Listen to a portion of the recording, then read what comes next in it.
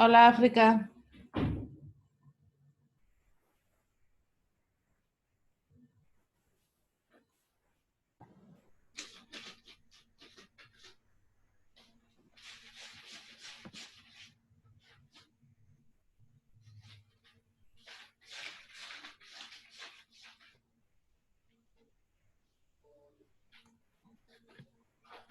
Y ahorita vamos a comenzar el streaming por Face y ya podremos dar inicio. Espero no haberle matado el sábado a nadie.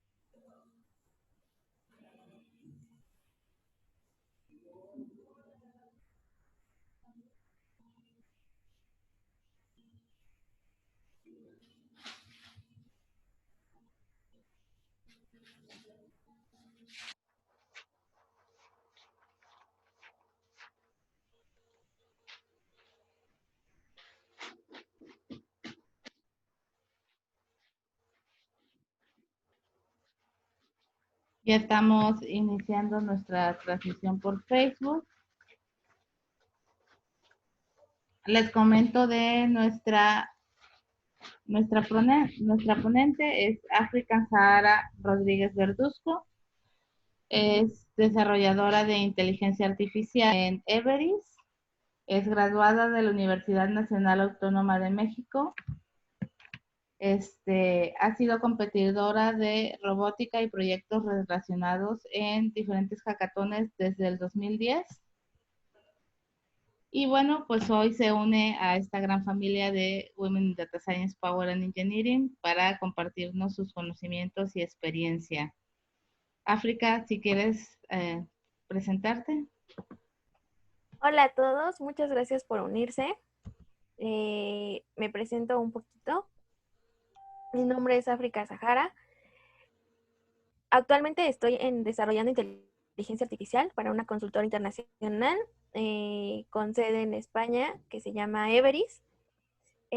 Trabajo en proyectos tanto de la industria 4.0 como de otros, todo lo relacionado con inteligencia artificial. Si sale para la consultora, es proyecto en el que participo, ya sea poquito o mucho, lo cual estoy muy orgullosa de eso. Estudié en la Facultad de Ingeniería de la UNAM.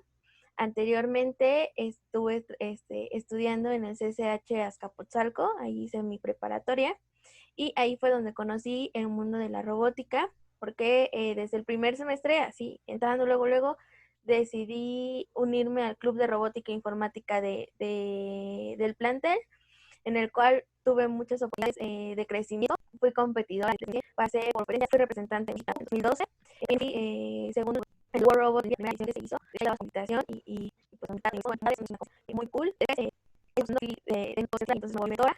En el pasado llevé a niñas de secundaria en el First Stage, allá y yo era su mentora. Imagínense lo padre que es sacar niñas desde chica a este mundo. Hicimos un robot en el cual se tenía que agarrar ciertas cosas, cubitos y así, y las tenía que dejar en ciertos lugares.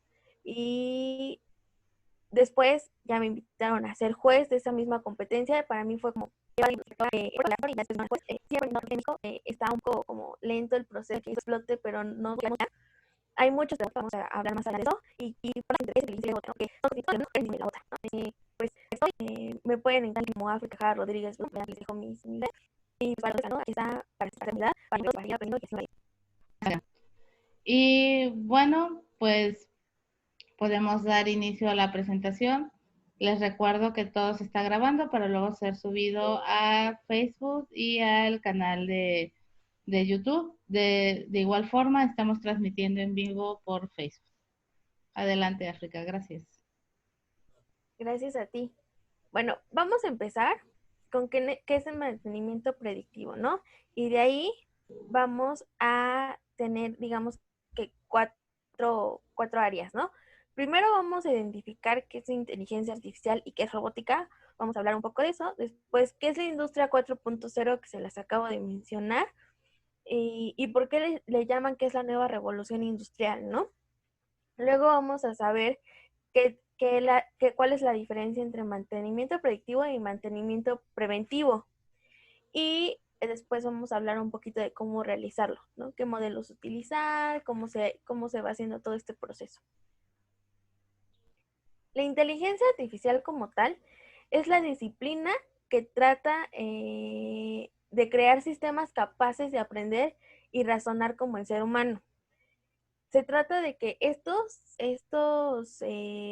softwares, porque técnicamente la inteligencia artificial solo es eso, son software. Recordemos que el software es como la lógica y el hardware es en donde ocurre la lógica, ¿no? Entonces,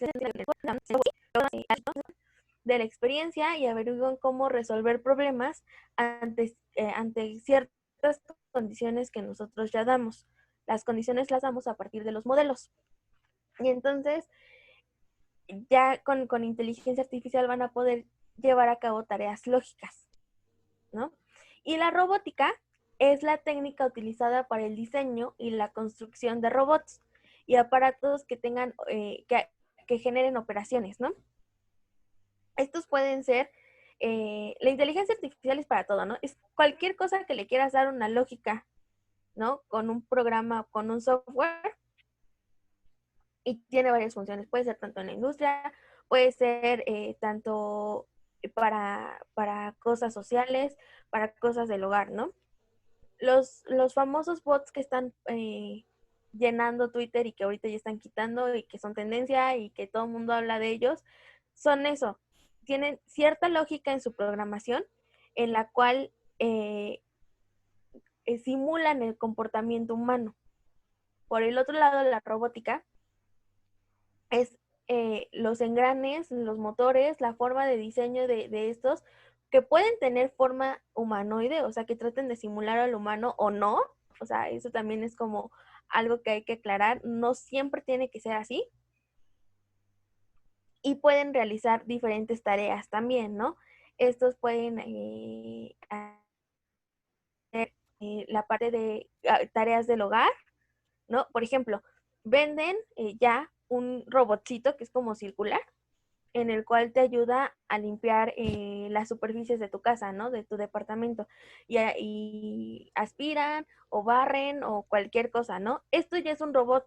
Realmente no tiene mucha inteligencia artificial, porque lo único que hace es como estar recorriendo tu cuarto, por ejemplo, pero ya es un robot y no necesariamente tiene la forma de un humano. Y sí, la fusión de estos dos es, por ejemplo, robotina, ¿no? El robotcito de los supersónicos es el claro ejemplo de la fusión de estos. ¿Por qué? Porque es un robot semi-humanoide, porque las patitas no las tiene como bien, y tiene inteligencia artificial porque se comunica, interactúa, trata de simular la forma en la que nosotros como humanos interactuamos con los supersónicos, ¿no? Entonces, estas son como los dos grandes rubros. Y para la industria 4.0 se ocupan ambos, ¿no? La industria 4.0 es realmente una nueva fase, es por lo que le llaman la nueva revolución industrial, porque hace la interconectividad y trata de llegar a la automatización por medio del aprendizaje automatizado, ¿no? Y entonces ya estamos hablando también que tenemos muchísimos datos. Entonces tenemos para la industria 4.0 técnicamente cuatro áreas del conocimiento computacional importantes, ¿no? El IoT, el Internet de las Cosas. ¿Por qué? Imaginemos una línea de producción y en la línea de producción se tiene que empezar a conectar los sensores a la nube normalmente. y de ahí nosotros podemos jalarlos para hacer varias cosas, pero tiene que irse a algún lado, no se queda estático ya dentro de la planta para hacer todos los cálculos. La robótica industrial llega porque las líneas de producción ya no son mecánicas como antes o electromecánicas, ya tienen más cosas, ¿no? Y una parte importante de eso son los sensores. Los sensores ya son más modernos, tienen diferente tecnología, sensan mejor y todo esto le va ayudando, ¿no? También recordemos que el diseño ya es totalmente diferente. O sea, si ustedes ven imágenes de líneas de producción de hace años, el diseño de la línea de producción no tiene nada que ver con el que es ahorita y es justamente por este boom que surge de la robótica industrial. Pero al tener ya tantas cosas, imagínense cuántos sensores debe de tener una línea de producción para poder generar un cierto estado de automatización, o sea, que solito vaya haciendo las cosas sin todas las personas que nos ponían antes en las películas, que tenían que estar en la línea de producción supervisando todo, ¿no? Eso es lo que va haciendo el sensor, va supervisando y va mandando alertas para que alguien externo vaya viendo, ¿no? Entonces es mucho. Y si a eso vamos a que hay sensores que son por milisegundo o por minuto, pero imagínense toda esa cantidad, entonces se convierte en un problema de Big Data. El Big Data es eso, es tener mucha información, muchos datos y ver cómo los vamos a trabajar. Y entonces está la inteligencia artificial en el cual ya tomando que si mi línea de producción ya tiene los sensores modernos. Ahora, los sensores y la infraestructura que tengo me permiten hacer un data lake y entonces ya tengo un internet de las cosas, ¿no? Ya puedo acceder a ellos, a la big data enorme que tengo ahí en la nube, pero ¿y ahora qué voy a hacer? ¿No? Entonces llega la inteligencia artificial a empezar a reconocer patrones, a reconocer detección de anomalías, a hacer mantenimiento predictivo y empieza entonces a ayudarles a ir como organizando y viendo qué funcionalidades puedes dar a esos datos que tienes. Entonces, técnicamente esto es la industria 4.0. Ahora vamos a hablar un poquito más adentro sobre el mantenimiento preventivo, ¿no?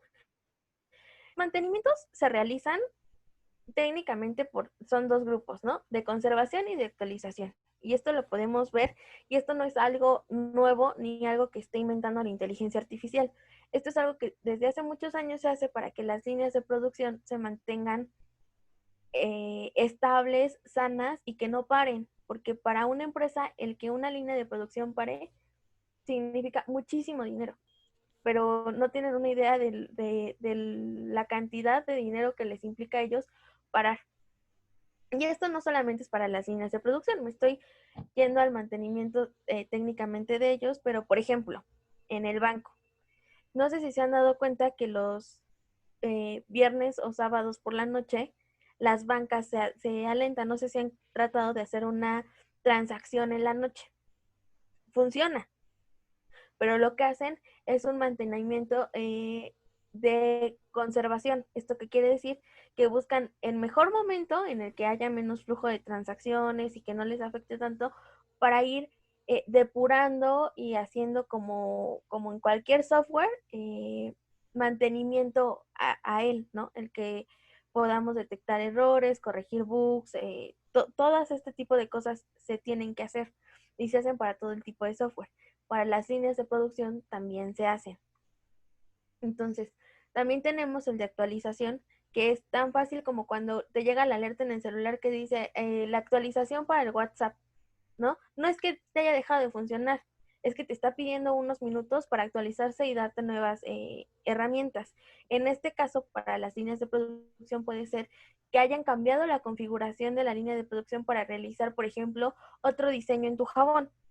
El jabón te lo están vendiendo igual, no estás cambiando técnicamente la fórmula ni nada, pero te están actualizando el logotipo a lo mejor, ¿no? Entonces son esos dos tipos de mantenimiento. Nosotros nos vamos a ir ahorita al área de conservación y ahí tenemos dos, el correctivo y el preventivo. El correctivo puede haber de dos formas, ¿no? Inmediato y diferido. Pero en el correctivo es de que, ya me está arrojando un error, o sea, ya tuve una falla en el mantenimiento.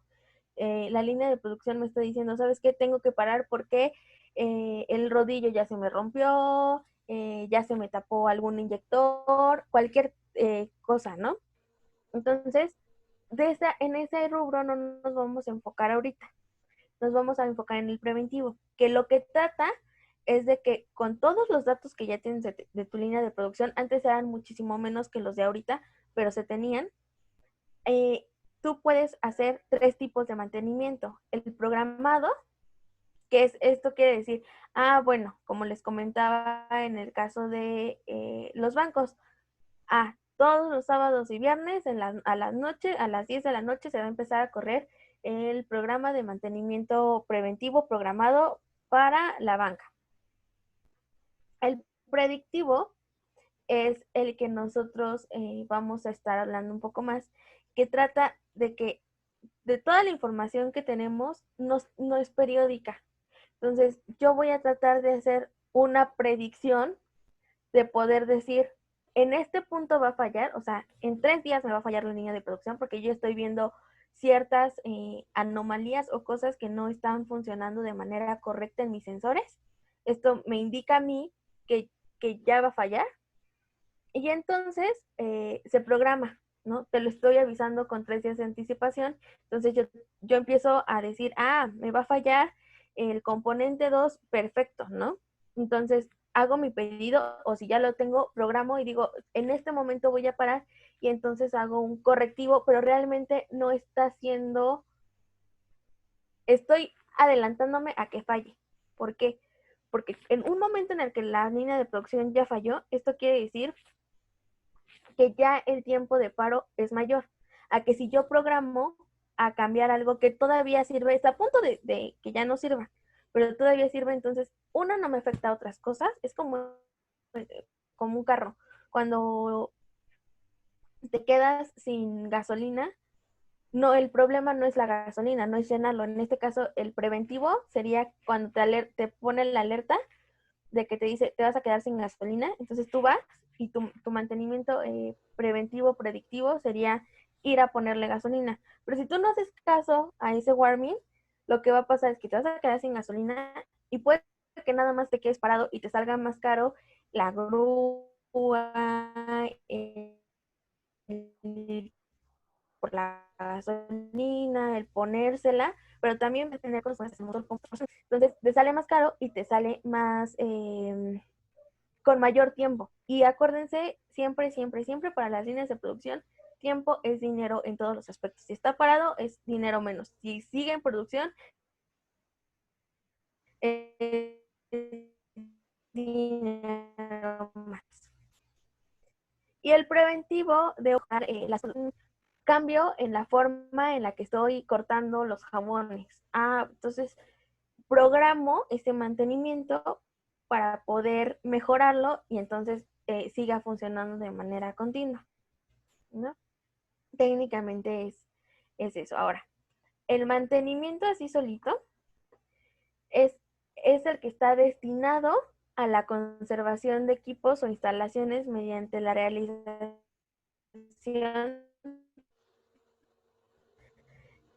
y revisión de limpieza. El que yo haga un mantenimiento preventivo me va a hacer que yo esté segura de que mi línea de producción no va a parar. Se realiza en equipos con condiciones de funcionamiento cotidiano, que era lo que les comentaba. O sea, no es que como tal ya esté parado la línea de producción, que sería un correctivo así, sino técnicamente yo sé que puede llegar a fallar, como en el carro, ¿no? Cada cierto kilometraje tienes que ir a hacerle su mantenimiento, estás haciendo un mantenimiento preventivo.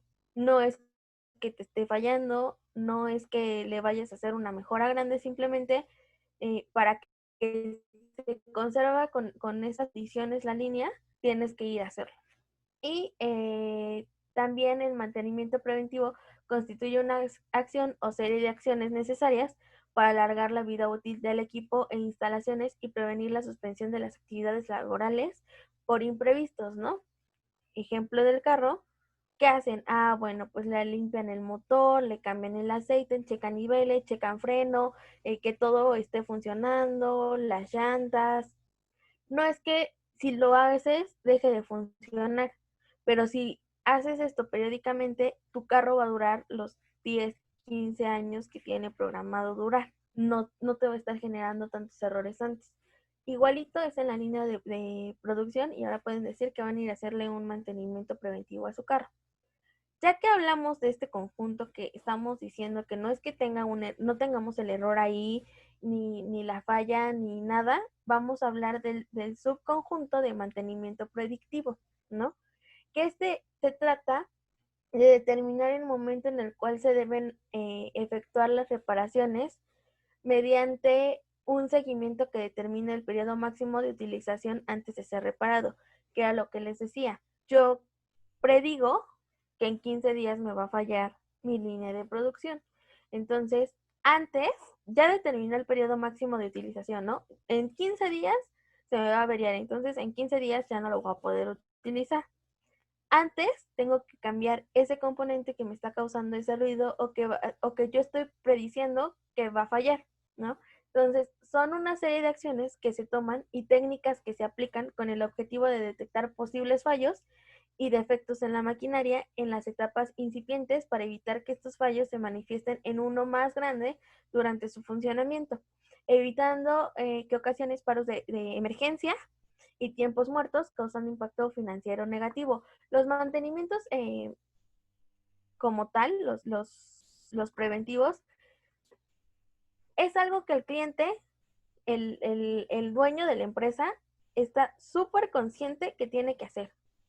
Así como cualquier persona está súper consciente que tiene que hacerle mantenimiento al carro, pasa exactamente igual.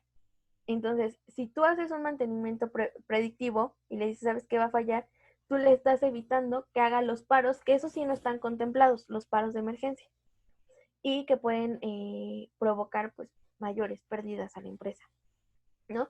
Esto sin considerar que en las líneas de producciones en donde también están humanos, ahí ya entra un factor de seguridad, en el cual también está como ahorita en boga, que no debería de ser, eso debería de haber sido siempre, pero la seguridad del operador de la línea de producción.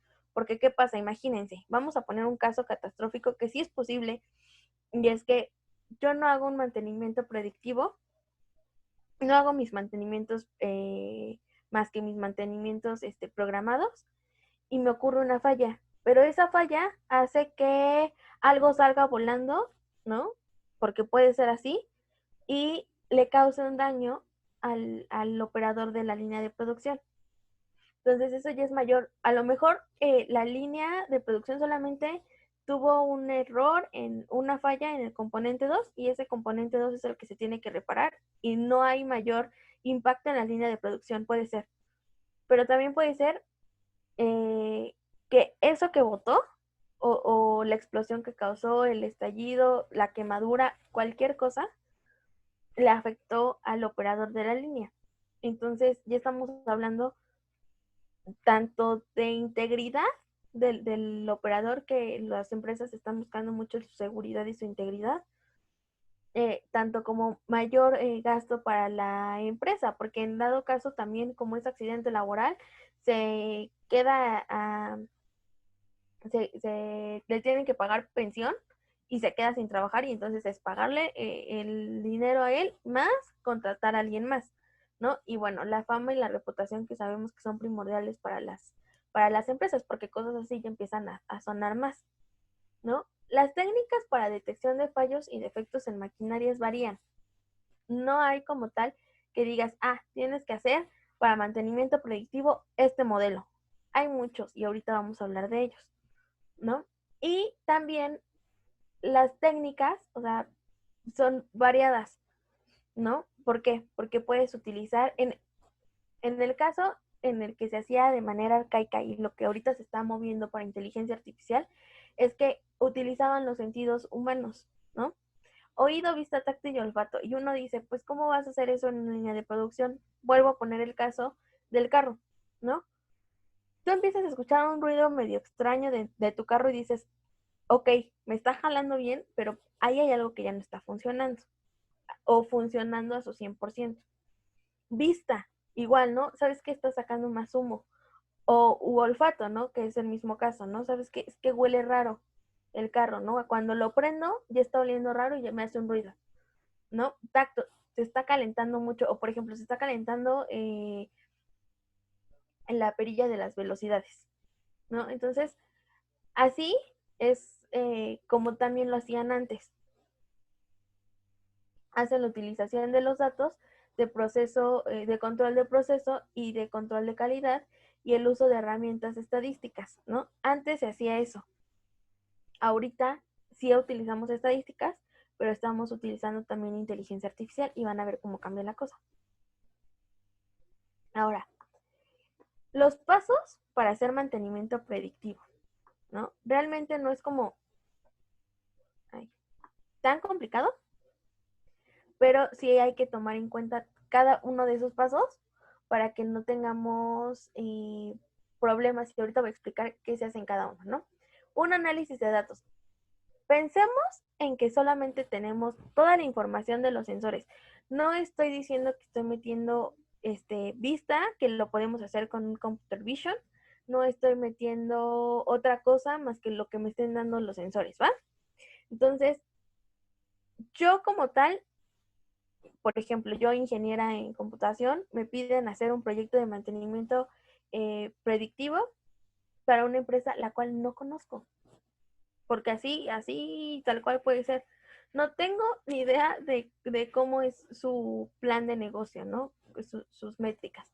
Entonces hago un análisis exploratorio, ¿no? En el cual veo qué datos son los que tengo, ¿no? El cliente va y me dice, ¿sabes qué? Ten, aquí está 3 años de información de esta línea de producción y quiero que me digas a ver si sí sabes en qué momento tuve paros, ¿no? Fallas. Entonces, ¿qué hace esto? Yo tengo que saber qué es lo que me está dando, ¿no? Porque aparte te van a dar nombres bastante extraños que vas a decir, pues ni siquiera sé realmente qué estoy midiendo aquí. Entonces, lo hago. ¿Qué puedo hacer en un análisis de datos? Buscar, si por ejemplo me dan informaciones del tipo de modelos del tipo de modelos que tengo por maquinaria, porque me van a dar así un chorro, ¿no? Imagínense 100 máquinas, ¿no? Y tengo 4 diferentes tipos de modelos. Ah, pues perfecto. Entonces veo cuántas máquinas tengo por modelo, ¿no? Y ahorita les voy a explicar por qué todo esto va sirviendo.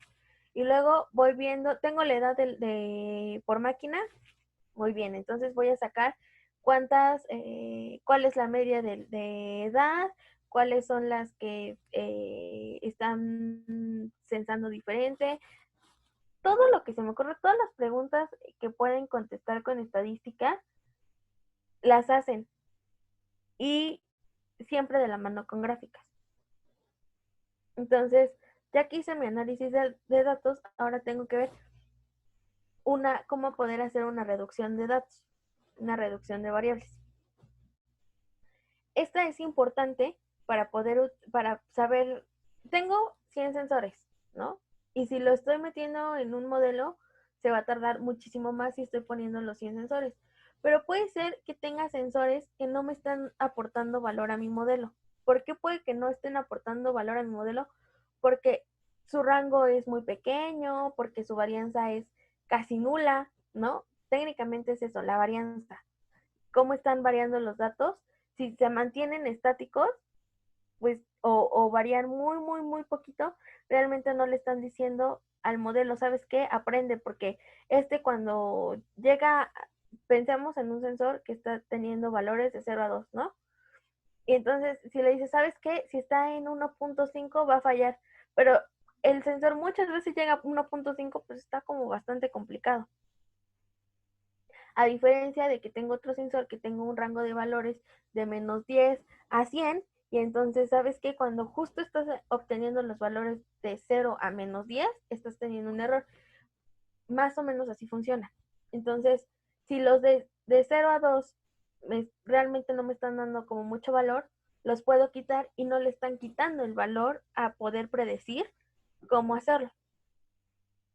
Y luego también ya que hice una reducción de valores y que dije, ¿sabes qué? Me voy a quedar, de los 100 sensores que tengo, me voy a quedar con 60, entonces ahora sí voy a meter a un modelo supervisado. Ojo, aquí pueden ser de dos. Normalmente es un supervisado porque en un histórico te está viniendo cuándo está ocurriendo la falla para que el modelo pueda aprender. Tenemos dos tipos de modelos, los supervisados y los no supervisados. Los no supervisados técnicamente lo que hacen son agrupamientos de las características que vayan teniendo los sensores. Y los supervisados es que yo ya tengo una relación de decir, este día ocurrió la falla y los sensores estaban midiendo tal cosa.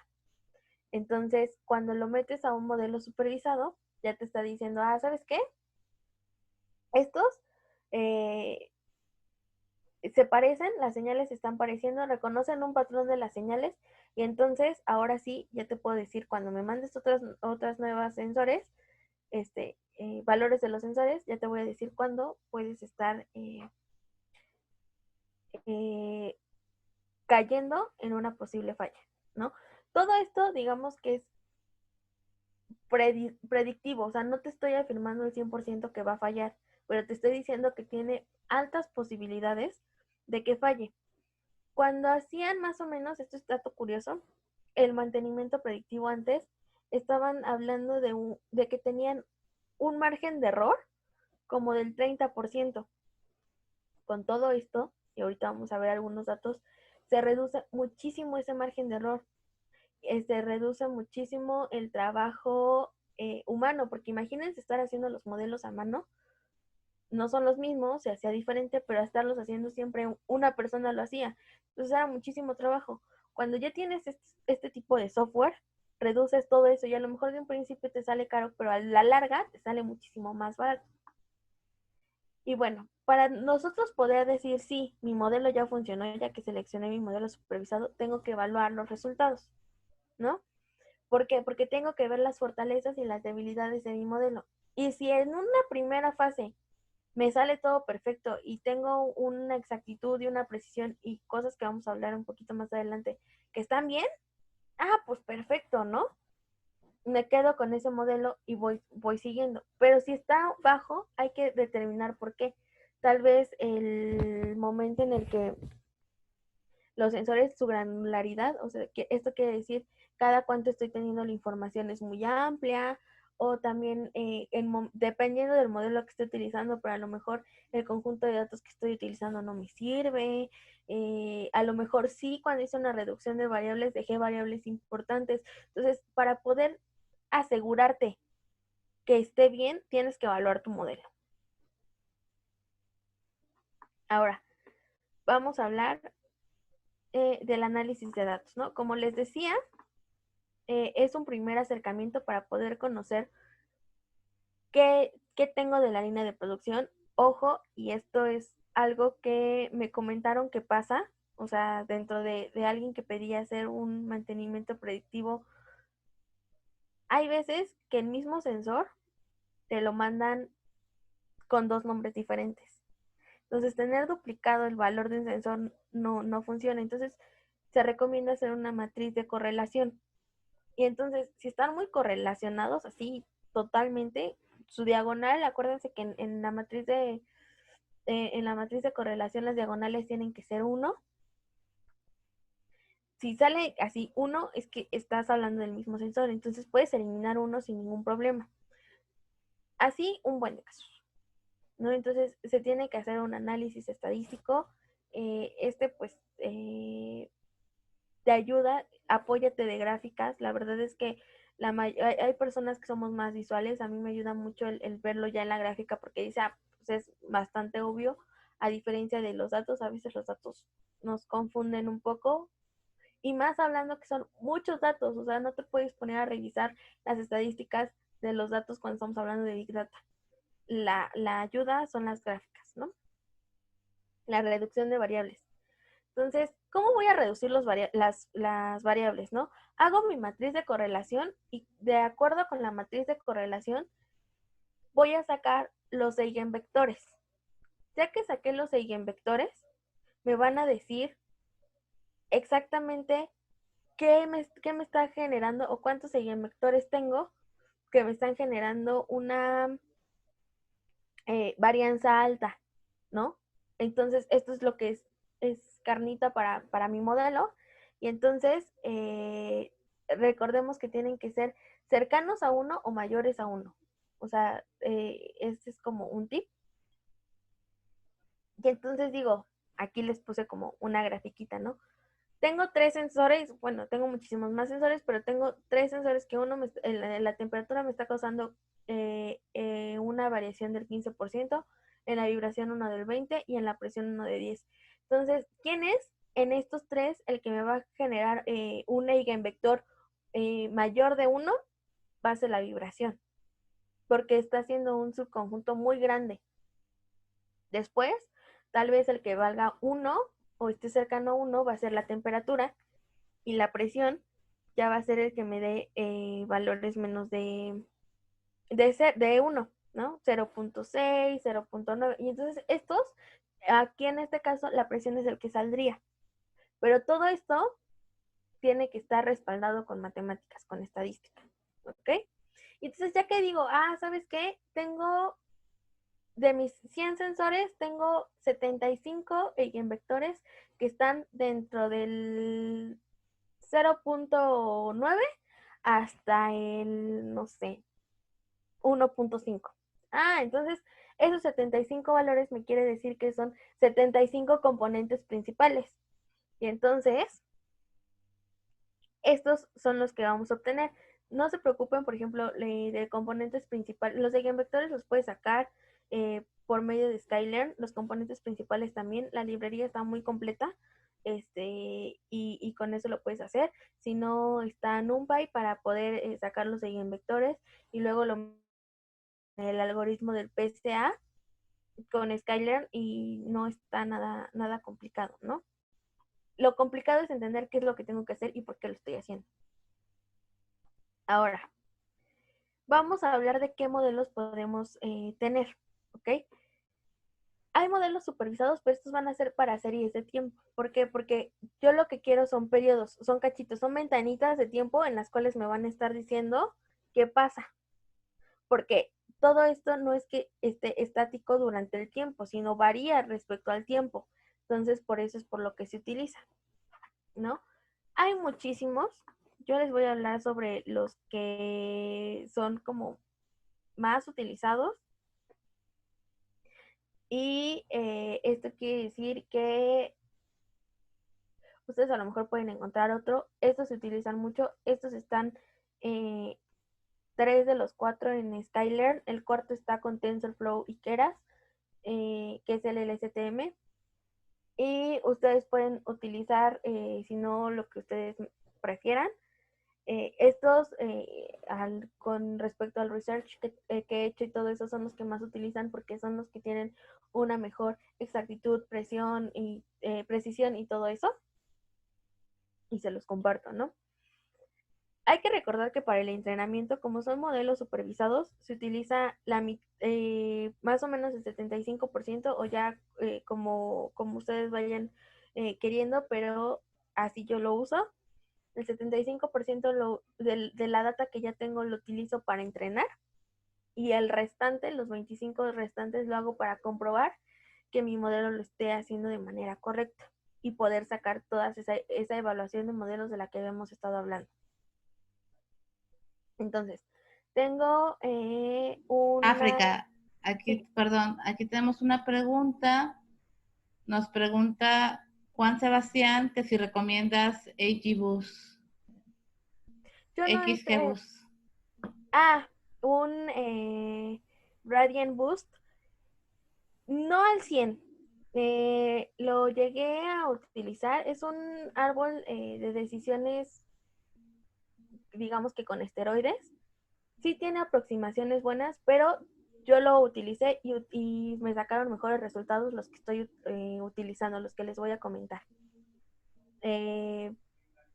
No sé, mucho varía también de los datos, ¿ok? Es igual de fácil utilizar. Por ejemplo, un Random Forest Classifier, también es un árbol de decisiones. Este es autoajustable y este tuvo mejores resultados que el booster. ¿Tienen alguna otra pregunta? Dice que muchas gracias. De nada. Continúo. Gracias. Ok, sí, de nada. Ok, entonces vamos a empezar a hablar de una red neuronal. Las LSTMs lo que tienen es que uno de los problemas que tienen las redes neuronales es que su memoria es chiquita, ¿no? Y entonces luego esto hace que no puedan como predecir de manera correcta cuando tenemos muchísimos datos o como en este caso, ¿no? Entonces, esta justo tiene una memoria ampliada que por sus características matemáticas, que no me voy a poner a explicar al 100 ahorita, nos ayuda a poder tener un mejor accuracy. Creo que hay otra pregunta. A ver, espera. Sí. Permíteme. Sí, de manera general, estos son los que se utilizan. Puedes buscar, así es como yo lo hice, como hice mi research, busqué papers sobre mantenimiento predictivo y de ahí ya digamos que saqué cuáles son los modelos que tienen mejor accuracy y lo hice yo y sí, esto es en general, cuando tengas unos datos en específico, te recomiendo que hagas más de un modelo y veas cuál funciona mejor, porque llegan a variar, tal vez muy poquito, pero sí llegan a variar entre ellos y mucho es también por la naturaleza de los datos. Gracias. De nada. Y bueno, les seguía comentando, ¿no? Entonces, la red neuronal. De los 4 es la que mejor tuvo. ¿Por qué? Por, por, por la complejidad como tal y por su naturaleza matemática, el LSTM es realmente una maravilla. De hecho, también acabo de ver un caso que lo utilizaron con detección de anomalías, con otras técnicas, pero ese algoritmo y sacó resultados bastante interesantes. Entonces, yo se los recomiendo. Es una red neuronal muy bonita. Y Keras y con TensorFlow, la verdad es que lo hace muy intuitivo, ¿no? No lo hace tan complicado. Tenemos un Extractrix Classifier, que son igual árboles de decisión. Tuvo mejores resultados que el Booster. Tenemos también un Multilayer Perceptron, en el cual pues también es una red neuronal, pero los perceptrones recordemos que son matemáticas como más sencillas, pero sí tuvo buenos resultados y un Random Forest Classifier, ¿no? Entonces, a ver, les comento un poquito. Del Random Forest Classifier, el Multilayer Perceptron y el Extractrix Classifier, estos tres los puedes programar con Python y Scalar. ¿Qué les puedo decir? Como con menos de 10 líneas de código. Obviamente cada uno tiene sus componentes de qué utilizar. Normalmente yo utilizo Adam, sus funciones de pérdida y sus funciones de activación. Con estos puedes ir viendo, ¿no? Que te va mejorando el accuracy, pero realmente está muy fácil. Les estoy hablando mucho Skylearn, tal vez después se haga como un tallercito para que vean cómo poder hacerlo, pero es muy intuitivo, en serio, está muy fácil de utilizar. Si ya llegaron a esta parte, háganlo. Y África, sí, perdón, por Facebook nos están preguntando que si es posible desplegar LSTM en R, es decir, sin usar Tensor. la verdad no soy programadora en R, yo creo que sí, pero si gustan puedo hacer una investigación después y ya les comparto la respuesta súper segura para que la sepan, ¿no? Yo les estoy hablando porque lo que yo trabajo es Python y es con lo que he hecho estos modelos.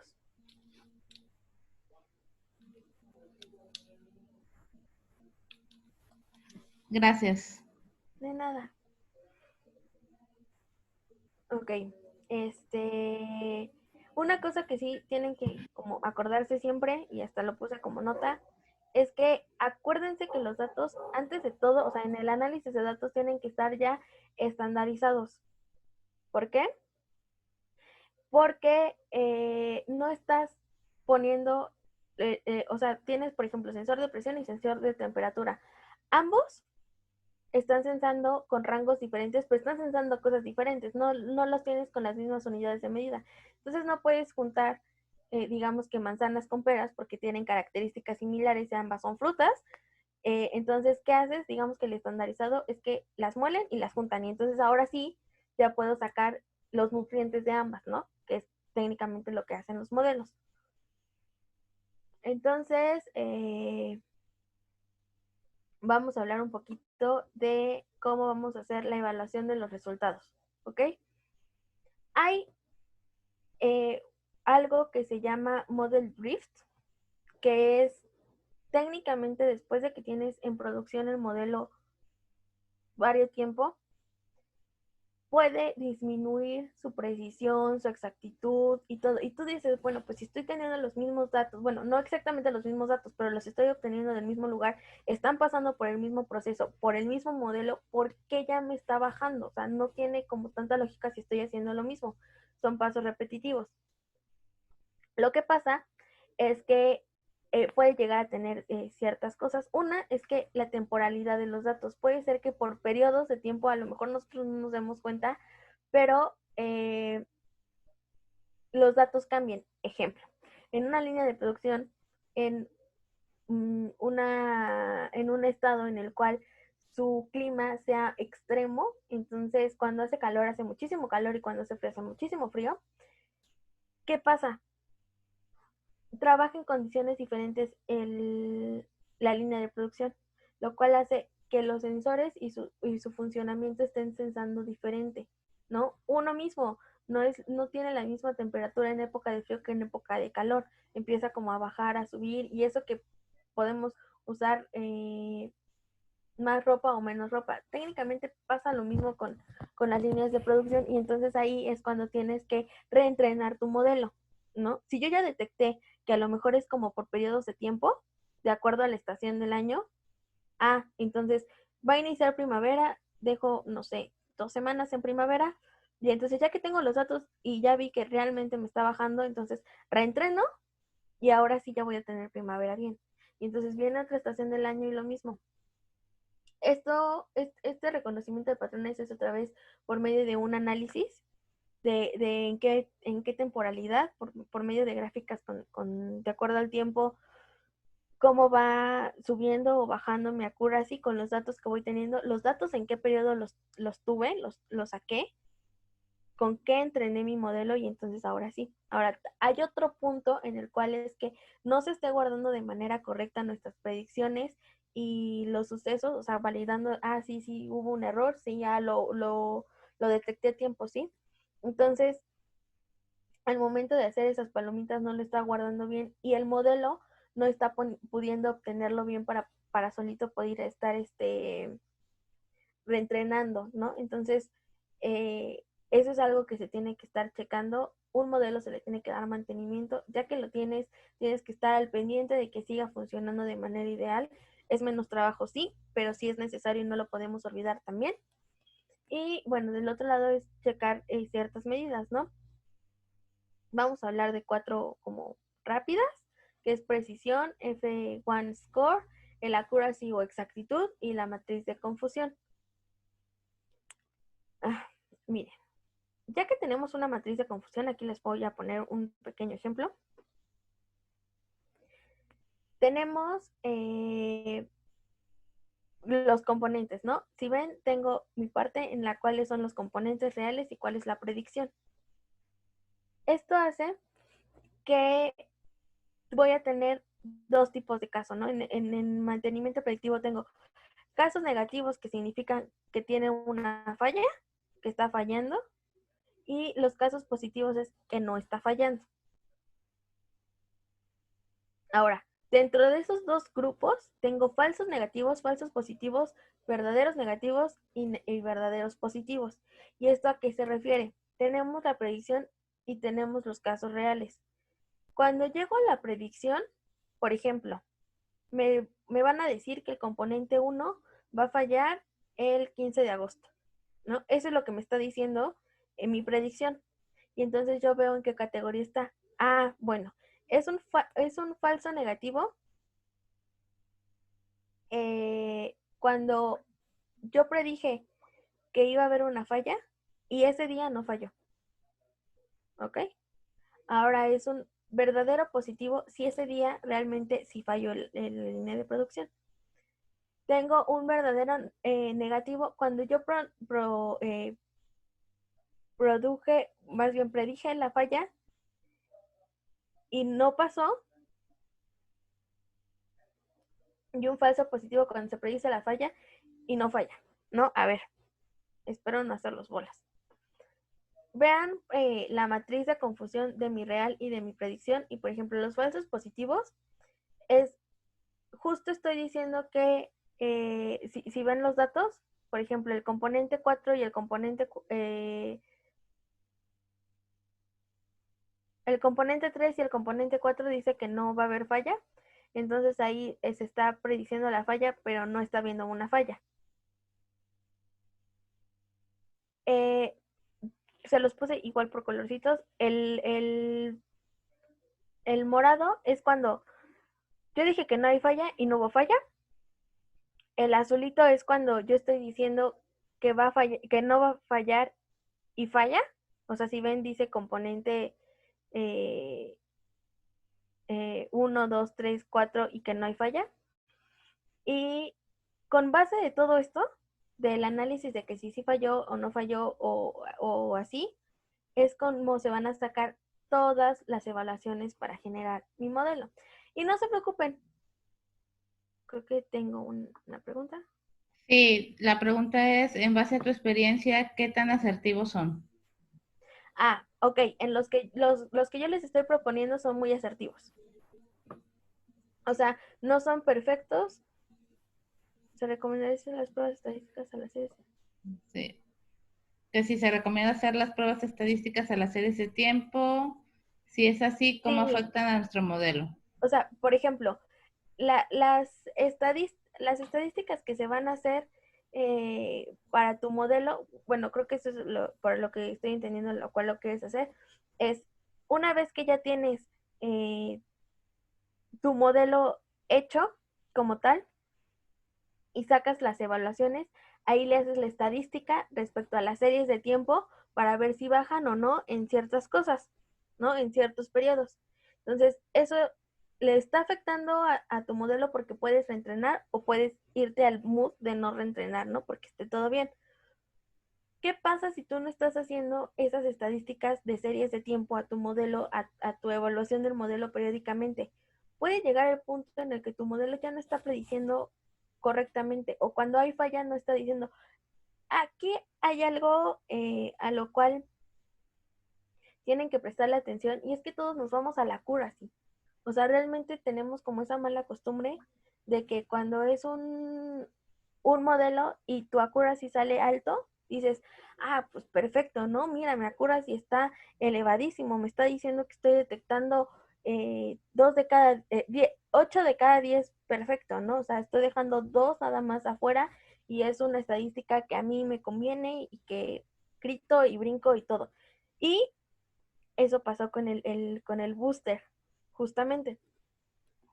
Sí, el accuracy era alto porque como pueden ver en esta gráfica, el que no haya falla y que diga que no haya falla es muy alto. O sea, esto sí es muy real y esto va a pasar mucho porque la mayoría, imagínense si estás censando cada segundo y tienen data de cada segundo, pues cada segundo no va a estar fallando. Las líneas de producción no fallan seguido. Entonces vas a tener mucha data, la cual diga que no, y entonces esto le va a afectar a tu accuracy, porque vas a decir, ah, sí estoy diciendo que no va a haber falla y no va a haber falla. Pero a mí no me sirve mucho el que no haya falla y que no falle. O sea, a mí me sirve cuando te digo que va a haber falla y realmente está fallando.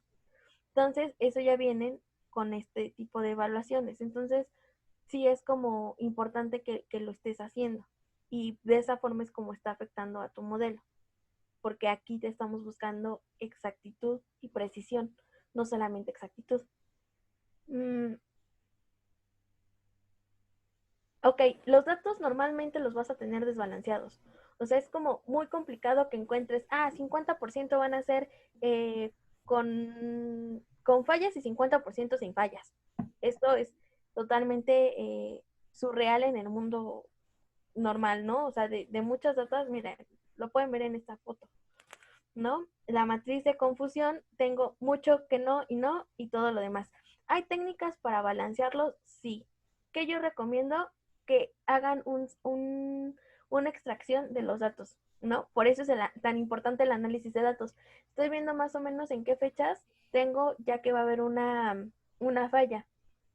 Entonces, hago que cuando hago mi corte de los datos, para con qué voy a entrenar y con qué voy a evaluar, que tengan más o menos fallas en uno y fallas en otro que yo pueda detectar para que el modelo vea realmente. No te preocupes mucho por los datos desbalanceados, sí es importante poderlos recibir y no. Dice, entonces no se debería tomar en cuenta el accuracy, sino más bien el ROD u otras métricas específicas para los casos desbalanceados. As, no solo para los casos desbalanceados, yo se los diría que para todos los casos no nos vayamos con el accuracy nada más, porque Oh, puede llegar a causar ruido. Sí, oh, la ROC es como una forma, también Skylar no tienes que hacer realmente gran cosa. Y justo era de lo que vamos a ver, cómo evaluar tu modelo, ¿no? Esta tablita te la saca como tal Skylar cuando les dice, ¿sabes qué? Sácame la evaluación de mi modelo, ¿no? Y podemos ver aquí un caso así impresionante, como dice que la cura sí está bastante bien, pero cuando hablamos de la precisión, me está diciendo que tengo alto solamente cuando no. Y en el componente 2, pero ¿qué pasa si tengo 4 componentes? Esto me está diciendo que no estoy detectando realmente nada cuando el componente 4 falla, cuando el componente 3 falla, cuando el componente 1 falla. Entonces, aquí, si veo nada más el accuracy, un punto 85 de accuracy me está diciendo que está perfecto, ¿no? Está muy aceptable. Pero ya que me voy a la precisión, me estoy dando cuenta que no me está detectando eso, ¿no? Si vamos al recall, es exactamente lo mismo. El F1 tiene que ver con la precisión y el recall, realmente son como los dos. Y bueno, vamos a hablar un poquito de qué es lo que está midiendo cada uno, ¿no? La precisión, que es algo en lo cual yo les recomiendo que lo revisen mucho, es teniendo mis true positives, o sea, mis verdaderos positivos, lo divido entre el número de verdaderos positivos que tengo más el número de falsos positivos que tengo, ¿no? De acuerdo a la tablita que les expliqué antes sobre los falsos positivos y los falsos negativos y esta variación, ya está tomando exactamente qué es lo que yo estoy eh, detectando de manera correcta, ¿no? O sea, ¿en qué momento estoy diciendo que va a descomponerse el componente 1 y realmente es el componente 1? Porque puede ser que diga, voy a tener una falla, ok, sí la tiene eso, ¿no? Le atiné a que va a haber una falla, pero no le estoy atinando a qué componente es. Y ahora imagínense una línea de producción que es muy alta, muy grande, entonces no solamente voy a tener 4 componentes, voy a tener más de 4 componentes, y es decir, dije que era el componente 1 y fue el componente 4, pues ahí ya no está siendo un modelo asertivo, ¿no?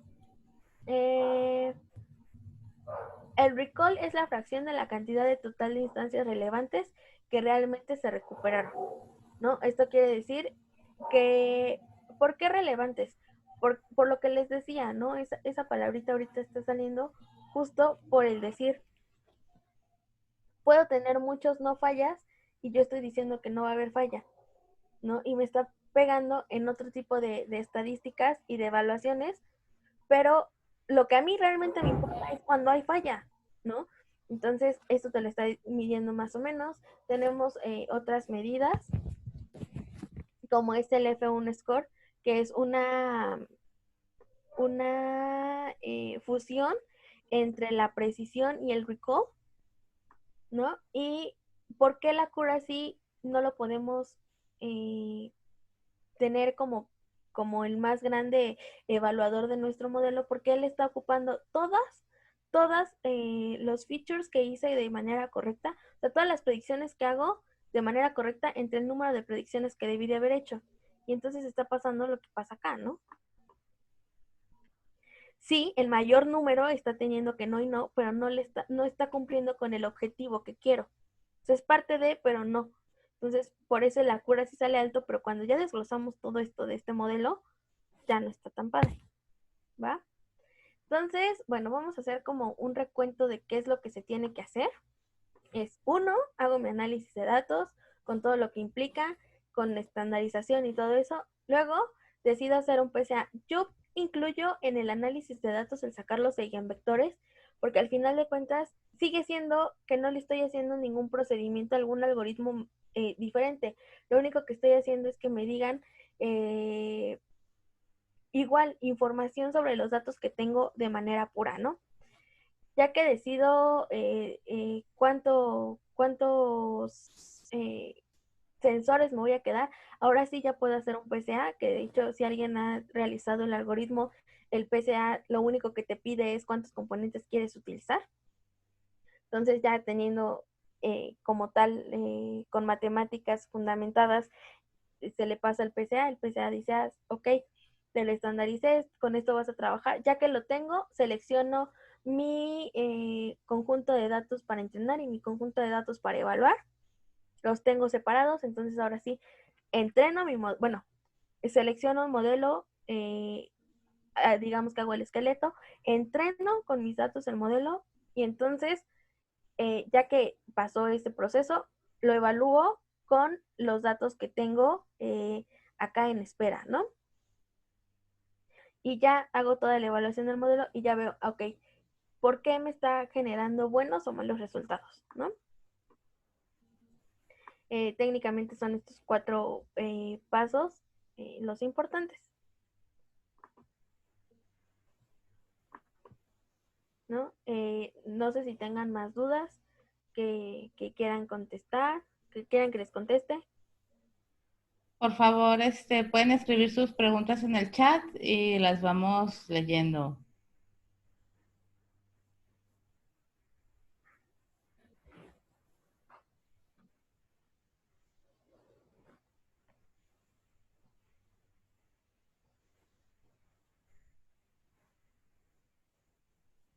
Eh,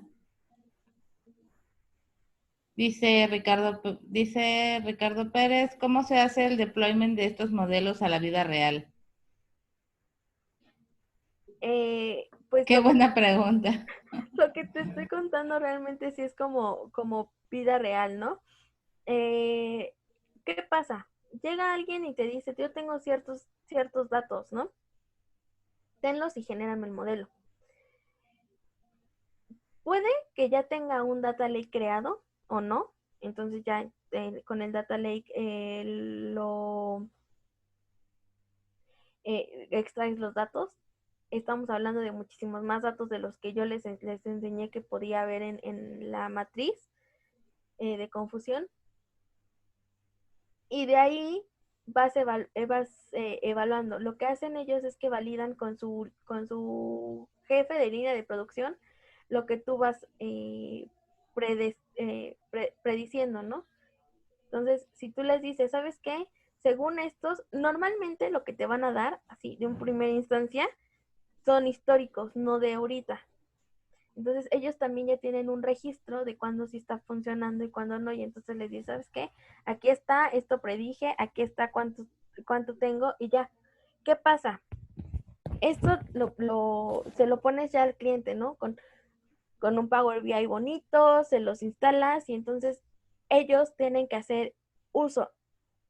Eh, Dentro de tu visualización tienes que tener una parte de reentrenamiento, ¿no? Entonces te tienen que llegar los datos y puedes ser capaz de reentrenar el modelo con un botoncito o no.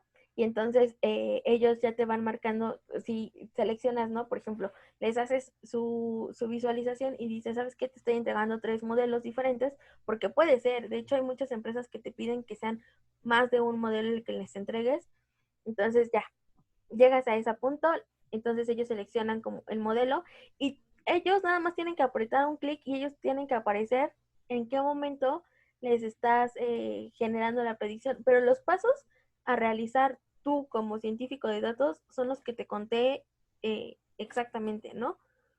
Eh, es más tardado, sí, porque tienes que hacer un análisis. A veces el análisis de datos es donde te tardas más, pero es donde sacas mayor información para que tu modelo funcione, ¿no? Y si estamos hablando de gran cantidad de datos, de millones de datos, a lo mejor si no tienes una computadora muy potente, un servidor en el cual poder hacerlo, vas a tener que ir haciéndolo como por cachitos, ¿no? Eso digamos que podría ser parte de la diferencia de la vida real, ¿no? El decir, de la línea de producción lo voy a separar por subconjuntos, ¿no? No toda la línea, sino voy a hacer subsistemas y de esos subsistemas tal vez haga otro subsistema, ¿no?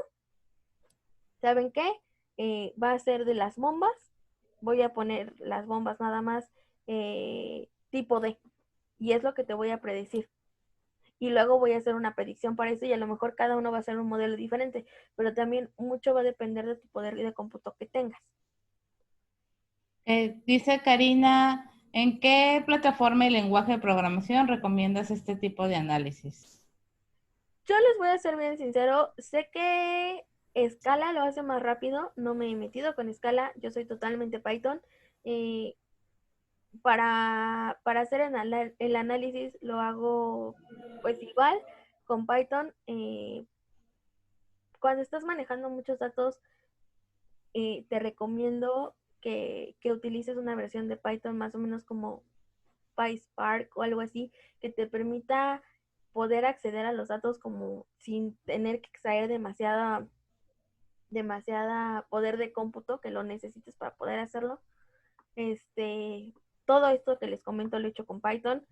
Las librerías son Pandas, Skylern, Keras, Matplotlib, Seaborn, eh, tal vez me están yendo por ahí algunas, pero lo he hecho todo en Python, lo hace bien, la verdad es que lo hace bastante rápido. Si le metes PySpark, Skylern te lo acepta. De hecho, creo que por sí solo Skylern ya está generando algo así como cuántos núcleos quieres utilizar y eso te podría ayudar mucho. Tenemos una pregunta en Facebook que dice, ¿qué granularidad recomiendas para los datos de los sensores? Depende muchísimo de el rango en el que tengas acceso a los datos, ¿no? Por ejemplo, hay empresas que lo hacen por milisegundos y, y por milisegundos la verdad es que pues no estás realmente generando. Yo sigo teniendo dudas si realmente por milisegundos estás censando de manera limpia, ¿no? Los datos. Si lo cambias, por ejemplo, a un minuto, si tienes una granularidad posible de un milisegundo y lo cambias a un minuto, no te está generando gran impacto. Pero si quieres brincarte a media hora, pues ahí sí te vas a empezar a tener un problema en decir, estás juntando a lo mejor por medias móviles la información y ya no estás teniendo la imagen completa, ¿no? Entonces mucho depende de cuál sea la capacidad de los sensores que te estén entregando y por eso es por lo que les digo que tienen que hacer un análisis de datos, ¿no? Yo voy a ver cuánto voy a reducir los datos, cuántos tengo y también, ¿no? Si tienen un historial de fallas, cuánto tiempo dura la falla. Ahí pueden estar checando porque si la falla puede llegar a durar 2 segundos, mi granularidad de un minuto no me está funcionando, ¿no? Dice Clever, excelente presentación, gracias, que le hubiera gustado ver un notebook básico con el código, pero yo ahí le contesto. Lo que pasa es que también estamos planeando que África nos apoye con un workshop. Yo creo que ahí mostraríamos la cuestión del código y más algo colaborativo para que todos podamos participar. Y hay una pregunta de Dani. ¿Conoces algún dataset público para practicar Machine Learning para mantenimiento predictivo? Sí, hay uno de Azure con Microsoft, en el cual de hecho lo he utilizado. Son 100 máquinas te está generando 4 componentes, te marca errores, te marca fallas y tienes 4 sensores: vibración, presión, rotación y temperatura, si no mal recuerdo. Y Juan Sebastián dice, tomando un poco el ejemplo que muestras, si hay n líneas, cada una con m sensores, ¿qué recomiendas? ¿Un modelo por cada línea con m características o un modelo que englobe todo y múltiples salidas? Depende mucho, otra vez, el análisis de datos. Sí, creo que ese tipo de preguntas se podrían llegar a contestar con un workshop. ¿Por qué? Yo, por ejemplo, pongamos el caso justo del dataset que se tiene de Azure, ¿no? Sí tenía ciertas características cada máquina, ¿no? A lo mejor podríamos haber hecho un modelo de cada máquina, pero cuando o un modelo por cada, por ejemplo, grupo de años o algo así.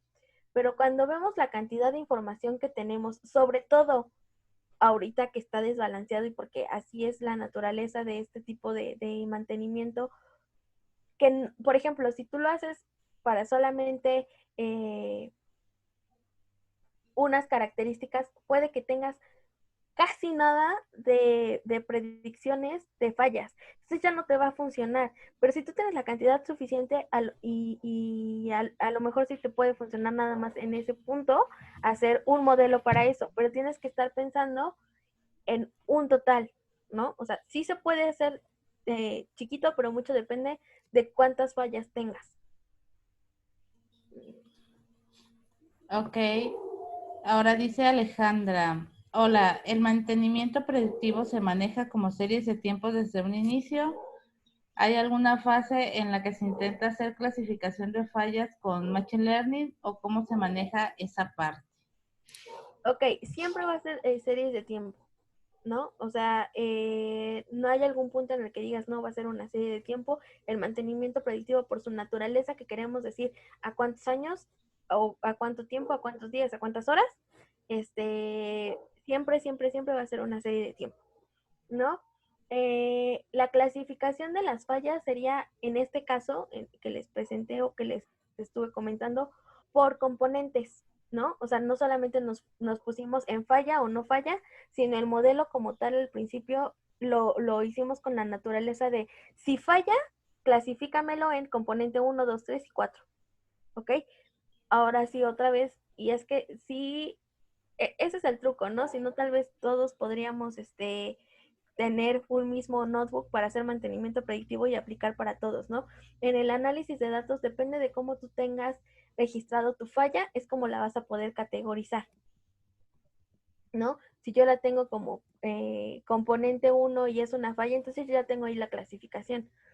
Si después a lo mejor tú quieres hacer una clasificación de las fallas y no tienes ni idea de cómo poder hacerlo, o sea, no tienes algún dato que te respalde antes, podrías hacerlo con Machine Learning, con un modelo no supervisado. Puedes utilizar, por ejemplo, un K-means y entonces ahí nada más con las fallas y entonces ahí ya te dice, es esta falla, entra a otro clúster y ya vas viendo.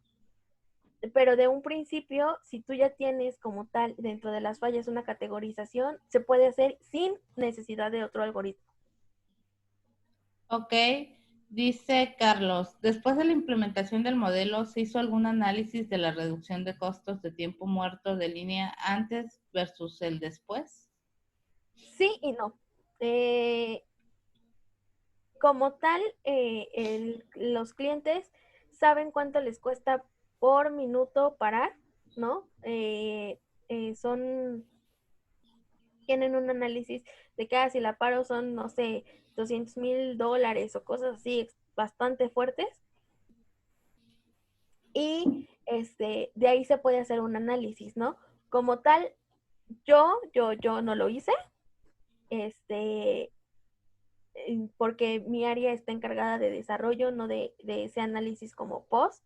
No sé si mi jefe en algún momento de la vida hizo ese análisis para terminar de venderles, para que vean los beneficios, los pros y los contras, pero pues técnicamente, o sea, se puede hacer y eso tendría que ser igual por cada tipo de negocio al que se le esté vendiendo o implementando el mantenimiento predictivo, ¿no? Eso y ya después de un tiempo de producción, ¿no?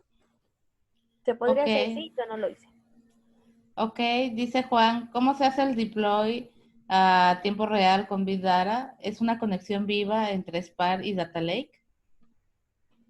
Sí, lo que haces es, eh, por ejemplo, tienes un tópico, te voy a dar un ejemplo de cómo se puede hacer. Haces un tópico de Kafka, lo mandas ahí, creas un data lake con Druid y con Druid lo estás consumiendo, ¿no? Consumes los datos hasta esa fecha, generas obviamente tienes que tener un histórico para entrenarlo, ¿no? Pero ya el momento en el que lo vas consumiendo tu modelo, entonces es con esos datos de ese momento lo consumes y te entrega una predicción. Ok, dice Alex, muchas gracias, África. Me superapunto al workshop. Bueno, África, ya nos comprometimos.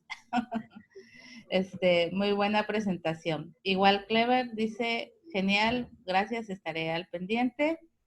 Y lo demás son agradecimientos. En el chat les dejo el grupo de Facebook, de Women in Data Science Power and Engineer.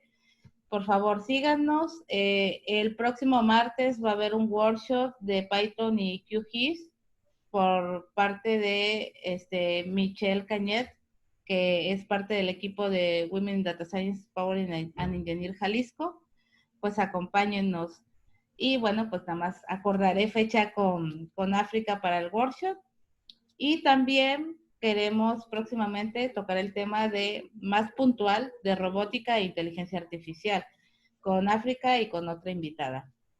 Muchísimas gracias por asistir, gracias por sus agradecimientos y pues los esperamos en la próxima. Gracias, África, muchísimas gracias por habernos apoyado y pues recuerden que somos una C, somos una comunidad. Tenemos ahí varios proyectos que pronto se los daremos a conocer. Síganos en nuestras redes sociales y en nuestro canal de YouTube donde subiremos pues estos videos. Gracias.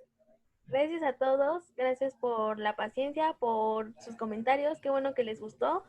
Les dejo ahí mis redes. Igual si tienen alguna duda como más, pues también está mi correo por cualquier cosa. Y pues gracias a todos por la paciencia, por el tiempo invertido y espero les haya servido mucho. Gracias por la invitación. Gracias. Hasta luego. Hasta luego.